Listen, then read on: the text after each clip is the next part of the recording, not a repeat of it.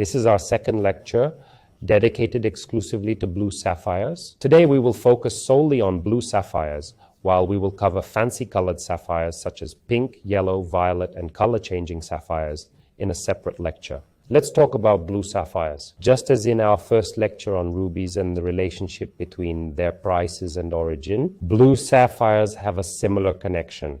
As you know, Burmese sapphires are considered the rarest today. One category stands apart from the currently active mines, Kashmiri sapphires, which were mined only between 1878 and 1880. This deposit was quickly exhausted, so all Kashmiri sapphires on the market today come from the secondary market, having changed hands multiple times over more than a century. These stones are typically sold by private collectors or large companies with the means to acquire such gems for their stock.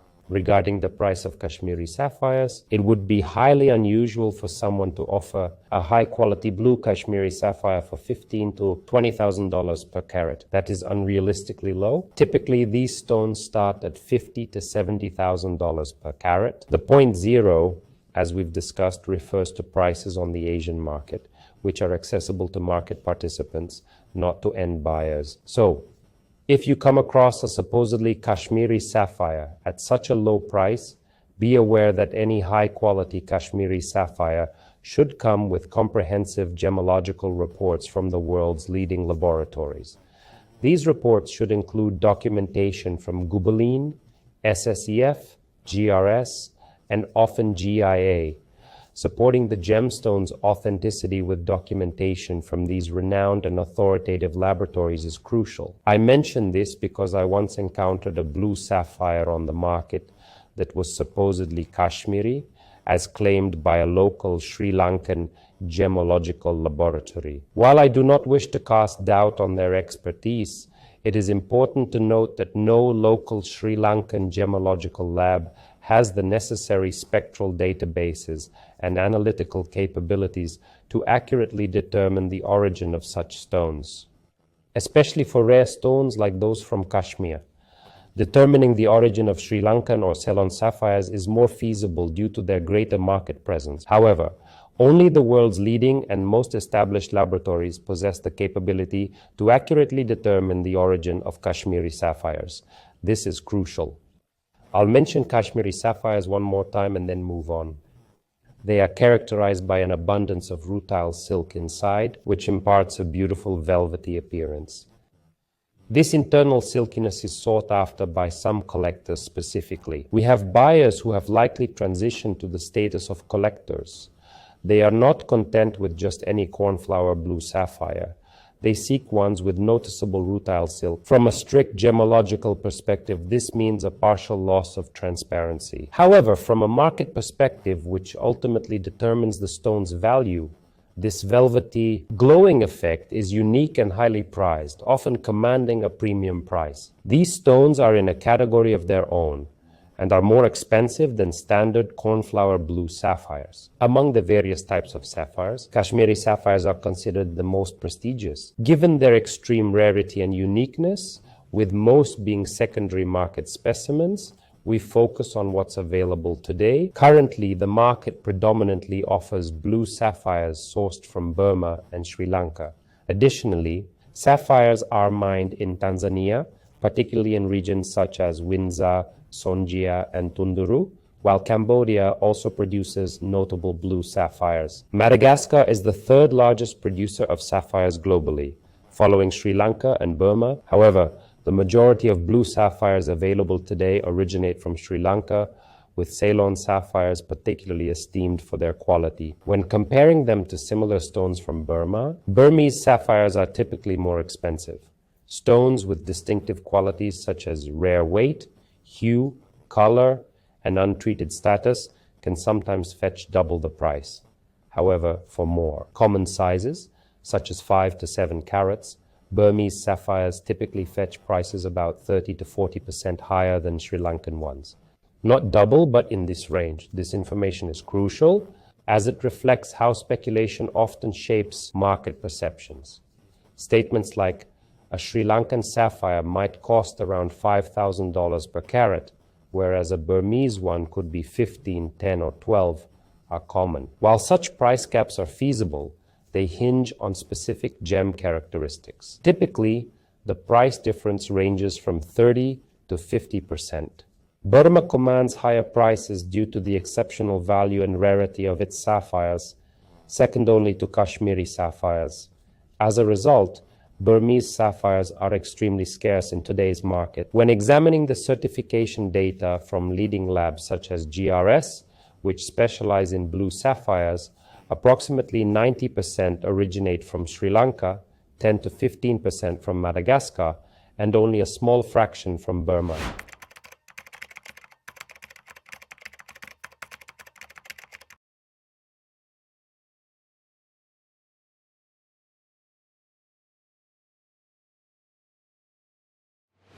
Currently, there are very few newly mined, beautiful Burmese sapphires available. This is a notable fact.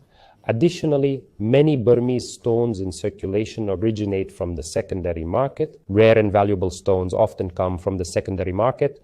Having been mined 5, 10, or 15 years ago, these gems have circulated within the market or been held in private collections for an extended period and were not recently extracted from mines. Today, the majority of sapphires originate from Sri Lanka, renowned for producing a large quantity of exceptionally beautiful stones. Personally, I have a deep appreciation for Sri Lankan sapphires. It's worth noting that while we're focusing solely on blue sapphires in this discussion, the spectrum of blue hues in sapphires is incredibly diverse, far surpassing the range of red shades found in rubies. In rubies, we often find vivid red hues, characterized by intense brightness, sometimes referred to as pigeon's blood, when they exhibit significant chromium content and fluorescence. Sapphires, on the other hand, exhibit a broader spectrum of colors. They range from the classic trade color known as Cornflower Blue to a rarer and more intense variation of Cornflower Blue, which is deeply saturated and recognized by GRS. Additionally, there is Royal Blue, highly coveted as the premier sapphire color in Asia, alongside a wide spectrum of blues that encompass various shades and intensities. Esteemed laboratories such as Lotus, founded by Richard Hughes, author of the definitive book on sapphires and rubies, play a crucial role in defining these classifications. His book stands as the definitive authority on these stones, where he introduced nuanced blue gradations not widely acknowledged in the market. For instance, he introduced the category of pastel blue to distinguish delicate shades that vary from unattractive pale hues to stunning soft blues that, with the right cut, reveal their beauty in a remarkable manner. There is a color category that follows royal blue. While royal blue is a stunning and rich color, often considered classic, it can be further subdivided into two distinct categories. At its simplest classification, it can be categorized as open or closed color. To assess this, tilt the stone and observe the proportion of deep, inky blue versus the vibrant blue flashes. Stones with numerous bright blue flashes are deemed open color and exhibit beauty under any lighting condition. An open color stone will maintain its beauty, whether in a cloudy, sunless northern climate or in vibrant Asian settings. Conversely, a closed color royal blue stone might appear nearly black in places like Canada or Sweden, which is less desirable. It's crucial to consider this distinction. Additionally, Lotus identifies two darker shades known as twilight and indigo, both deeper than royal blue. The palette of blue sapphires is quite diverse, and each hue comes with its own price range. Most clients are familiar with Cornflower Blue and Royal Blue, making these two colors the most requested. Trade names like Royal Blue, Cornflower, or Pigeon Blood for rubies represent color palettes rather than single color criteria. There is no global standard for these palettes or universally accepted master sets of colors. Each renowned laboratory sets its own color standards and boundaries, typically defining several shades within these palettes. There are also upper and lower boundaries, such as open and closed colors, that further refine these standards. This also applies to rubies and cornflower blue sapphires, which refer to entire color palettes with various shades. This can cause confusion, as someone might see a cornflower blue sapphire in a GRS certificate and expect a specific shade. Later, they might encounter a different shade, such as less saturated or more pastel, and think, I saw cornflower blue, it should be brighter. The confusion arises because cornflower blue includes a range of shades, not just one specific color. Please remember that all these colors encompass a range of shades, each with upper and lower boundaries forming a palette. This is important to note. For example, royal blue can range from very dark to lighter hues, all within the same color category. Richard Hughes at Lotus Lab introduced another color category, peacock blue or electric blue. In my opinion, this is the rarest and most beautiful color category. It sits between royal blue and intense cornflower, offering a unique and striking hue. When a cornflower blue sapphire reaches its most intense shade and an open royal blue sapphire is at its most exquisite, there exists a narrow band of color characterized by a vibrant inner glow. This can be likened to the neon blue of cobalt spinel from Luc Yen, Vietnam, which is remarkably radiant. Sapphires with this unique bright blue inner glow are even rarer than both royal blue and cornflower blue varieties. The peacock category represents a highly specific color spectrum. In my opinion, these gemstones rival top royal blues in quality and are notably more valuable than cornflower blues.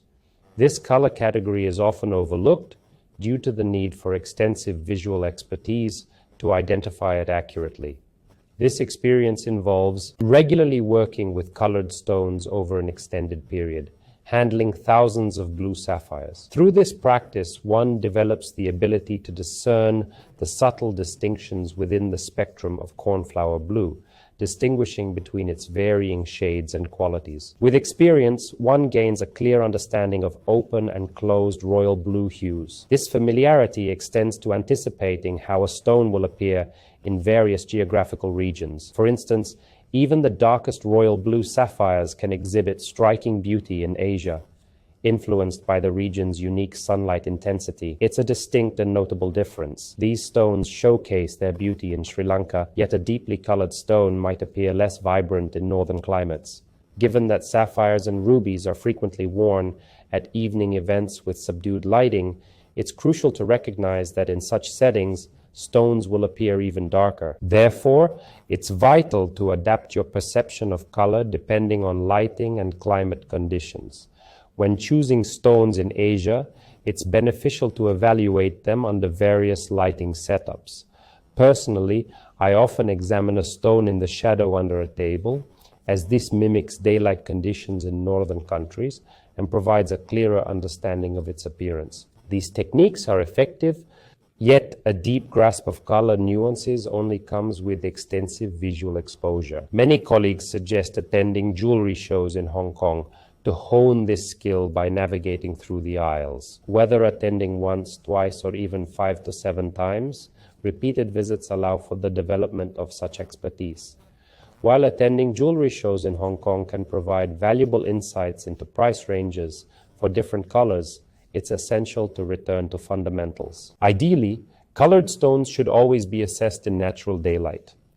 Achieving an accurate perception of a stone's color under such conditions is challenging at any jewelry exhibition in Hong Kong. These exhibitions take place in large enclosed pavilions illuminated solely by artificial lighting, where each booth utilizes its own lighting arrangements. Blue sapphires are typically displayed under strong, cold light, while rubies and emeralds are showcased under warmer lighting. While these setups are optimal for presenting stones, they are not conducive to accurately assessing their true colors. To develop proper visual expertise at a jewelry exhibition, you should take several stones of the same color range from various suppliers, step outside into natural light, sit down, and compare them without rushing. However, no jewelry exhibition will allow this. You won't be able to take stones outside for comparison, conduct a thorough comparative analysis, or take extended time to make thoughtful decisions, as exhibitions typically last only 3 to 4 days. Effective work at these exhibitions requires that you have already developed a keen eye for gemstones under real-world conditions. You develop this visual expertise in the regions where the stones are mined and processed. To truly understand blue sapphires, you need to begin with Sri Lankan suppliers in Sri Lanka. For Burmese rubies and sapphires, you need to start in Burma. This process requires time, investment, and substantial experience gained through meticulous comparative analysis. To purchase a single blue sapphire, I review several hundred stones. To ensure it's well priced, I compare it to several thousand blue sapphires. Our team in Bangkok employs this meticulous approach, examining a vast number of stones with our own eyes and hands. My team's level of expertise and experience is exceptionally high. I can confidently say it's unmatched among most market players today, aside from the long-established and well-known serious companies that have been in the global market for decades. They naturally possess this level of expertise. However, there aren't many of these established entities, which makes it more telling when considering the number of smaller and larger market players today. Most of these newer participants lack the same level of experience. Terms like expertise and investment in colored stones are frequently used on platforms like Instagram, yet few truly understand their significance. Returning to blue sapphires, there are many gradations, each with its own price range. Regional demand also plays a significant role. For instance, China tends to favor royal blue and open colors, while cornflower shades are less preferred. In Japan, the preference is for cornflower blues, but only in the highest color grades, close to peacock and open royal blue shades. In America, deep royal blue colors are popular, which are at the darker end of the spectrum and generally less expensive than open and lighter royal blue shades. Thus, regional demands for blue sapphires vary significantly. In Europe, both cornflower and classic royal blue sapphires are highly valued. Cornflower stones in particular are often considered the most beautiful. Meanwhile, stones labeled simply as blue can appear less intense in Asia, sometimes lacking vibrancy. Always adjust for how a stone will appear outside Asia by adding 1 or 2, sometimes even 3 tones. This adjustment helps to ensure that the stone might look better than a cornflower or royal blue stone when viewed outside sunny tropical zones. It's important to carefully consider these characteristics, especially in terms of cost.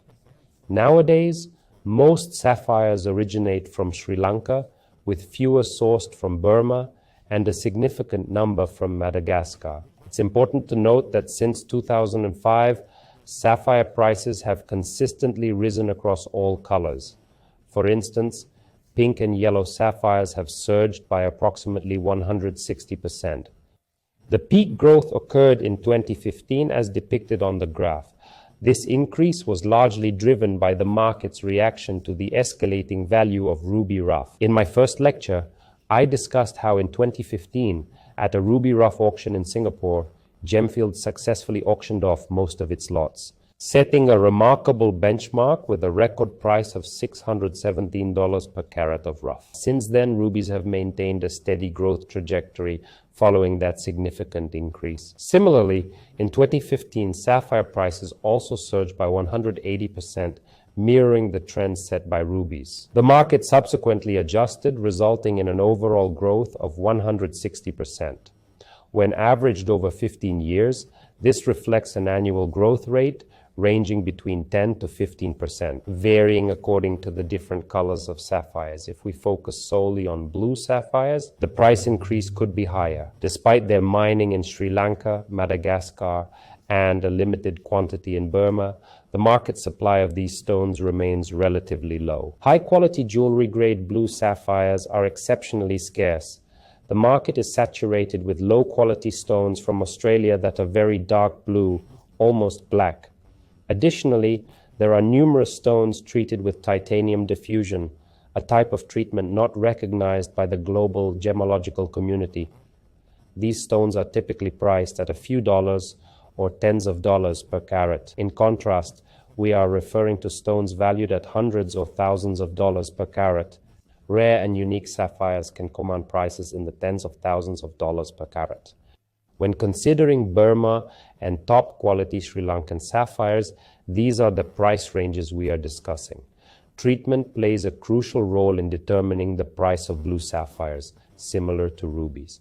If a sapphire has undergone low-temperature heating, referred to as standard or Sri Lankan heating, it can lead to a significant difference in price. Some international laboratories now denote standard heat or Sri Lanka heat, a process where the stone is heated to temperatures ranging from 1200 to 1400 degrees, sometimes lower, to ensure that some rutile remains partially intact. Rutile inclusions within the stone serve as an indirect indicator of low temperature heating. Stones subjected to this treatment typically cost 30 to 40% and occasionally up to 50% less than untreated stones. This parallels the discussion from the Ruby lecture. A significant price difference emerges when several unique characteristics align. Large size, high clarity, absence of treatment, and importantly, origin. For instance, a Burmese stone with top-notch qualities can be twice as expensive as a comparable Sri Lankan stone, or even more. When comparing heated and untreated Sri Lankan sapphires of similar weight and quality, an untreated stone might command $6,000 per carat, whereas a heated one could be priced around $4,200 per carat. The difference in price is not as pronounced as a twofold increase. The price difference ranges from 30% to 50% in rare cases. It's crucial to pay attention to this detail because, as I've emphasized several times, there's often a simplified view in the global market. Some suppliers or market participants may suggest that an unheated stone is twice as inexpensive and a heated one is twice as costly, which oversimplifies the reality. Therefore, such a price difference is more often the exception than the rule. In reality, we typically observe a price variance of 30–40%, occasionally reaching up to 50%. This is a crucial point to bear in mind. It's important to evaluate heated stones carefully, because heating doesn't necessarily indicate inferior quality. Heating a stone doesn't imply it has lower quality or lacks investment potential. On the contrary, heated stones, much like untreated blue sapphires, can offer significant investment potential if they exhibit excellent color, clarity, carat weight, cut, and origin characteristics. All these factors contribute to their rarity, uniqueness, and unquestionable value. These stones have shown consistent price appreciation. When I refer to the overall growth of 160% in recent years, this encompasses both heated and untreated stones. Both categories have demonstrated steady annual growth, albeit at slightly different rates. Therefore, consider beautiful heated blue sapphires if your budget is somewhat constrained. If you find a stone priced at $4,000, $5,000 per carat, rather than $10,000, $12,000 per carat, you can still acquire a stunning blue sapphire with excellent color characteristics. And that stone will go up in value as well. This stone is also likely to appreciate in value over time. It's essential to consider the source when purchasing and understand where the seller stands in the supply chain. Buying towards the end of the chain often means higher costs and potentially lower investment potential. On the other hand, purchasing from the middle or closer to the source can offer more significant investment opportunities. Understanding these dynamics helps gauge the potential for appreciation and the overall investment timeline, which are crucial factors in selecting a colored stone. When selecting a blue sapphire, you're not just choosing the stone, but also the supplier. As for the quality of the cut, we primarily encounter Asian cuts in the Asian market. The quality of cutting is steadily improving.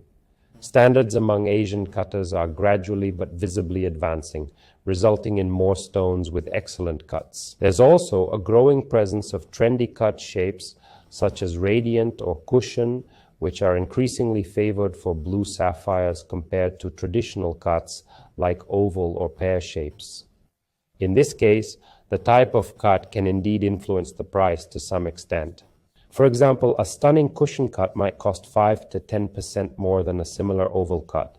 There's noticeable progress in cutting quality across Asia. When discussing high-precision cutting, also referred to as high-precision cut or European cutting in the Asian market, such a cut can substantially enhance the stone's value, potentially increasing it by up to 30%.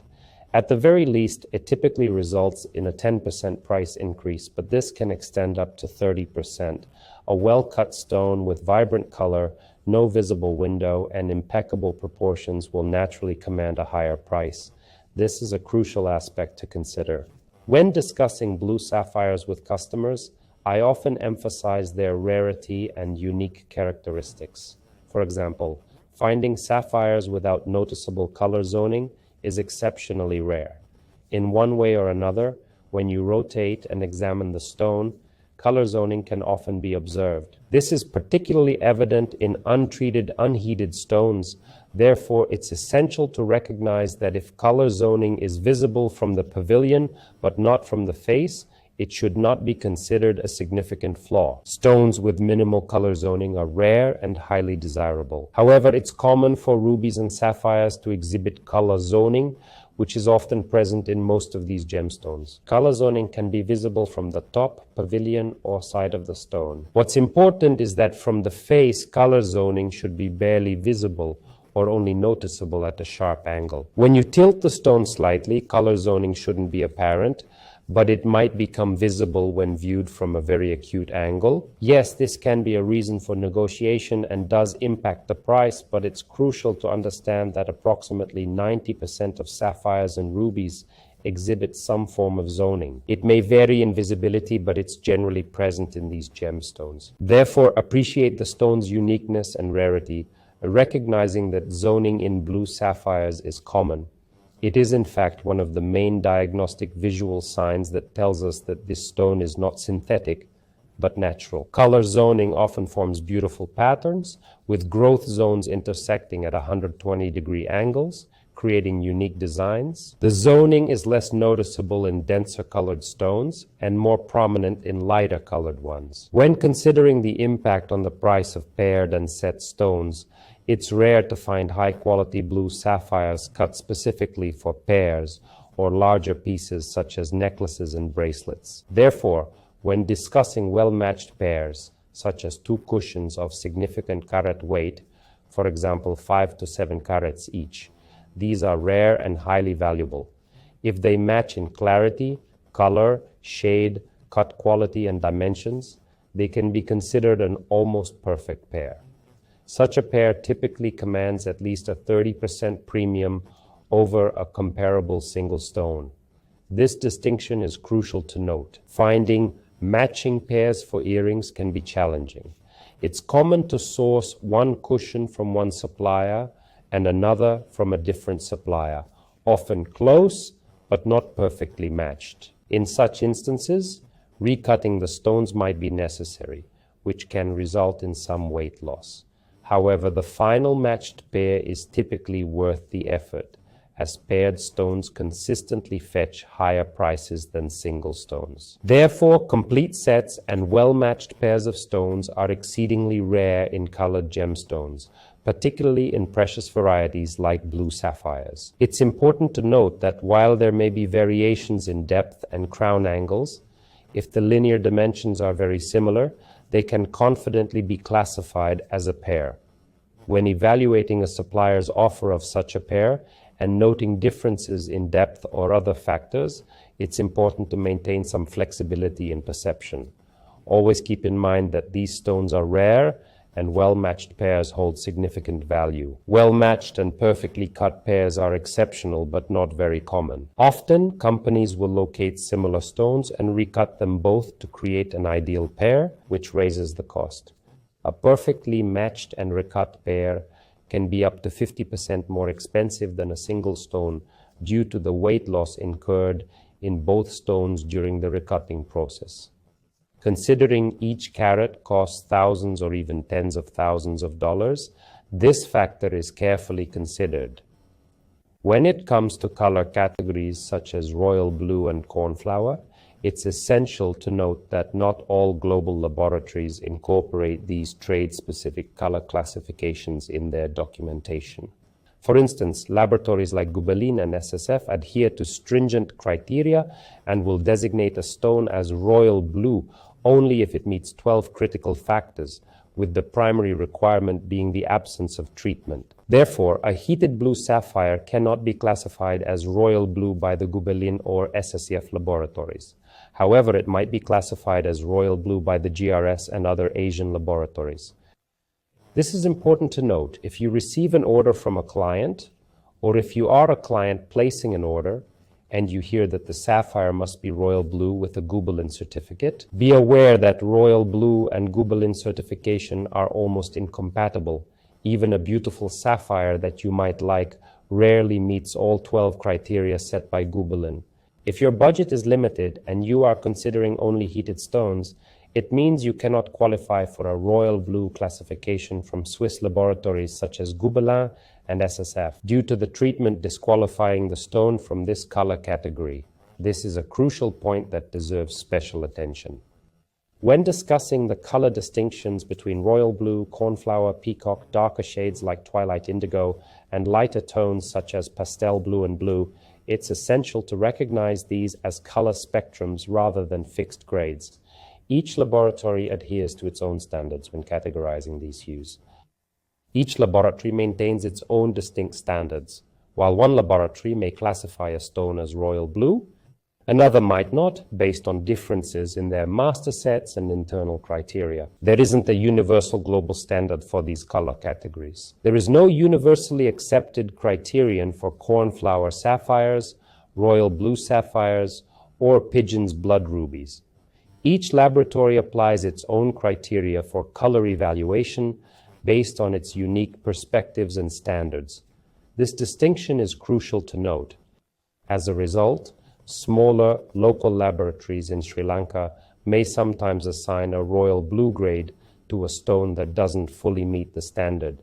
It's important to carefully scrutinize these documents. I've previously covered the correlations between price and treatment, as well as the significance of origin, Burma, Sri Lanka, Madagascar. Moreover, sapphires from Madagascar often exhibit quality comparable to those from Sri Lanka. But if you have a certificate of Madagascar origin, until recently, a certificate confirming Malagasy origin typically meant the stone was priced about 10–15% lower than its Sri Lankan equivalent, given Sri Lanka and Burma's established reputation compared to Madagascar as a newer source. This provided negotiation flexibility.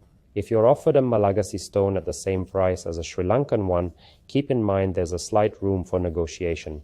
While the stone may be exceptionally beautiful, this price margin remains relevant, around 10–15%. Currently, the price difference between Madagascar and Sri Lankan blue sapphires is minimal due to rising prices of high-quality stones and limited new mining. The market is dynamic and constantly evolving. In the upcoming lecture, we'll delve into yellow sapphires, exploring their various types and how treatment affects their pricing. We'll also discuss pink, violet, color change sapphires, and polychrome sapphires blending green and blue hues.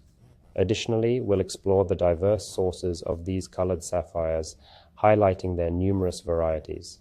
This comprehensive discussion will be covered in the third lecture. Thank you all very much.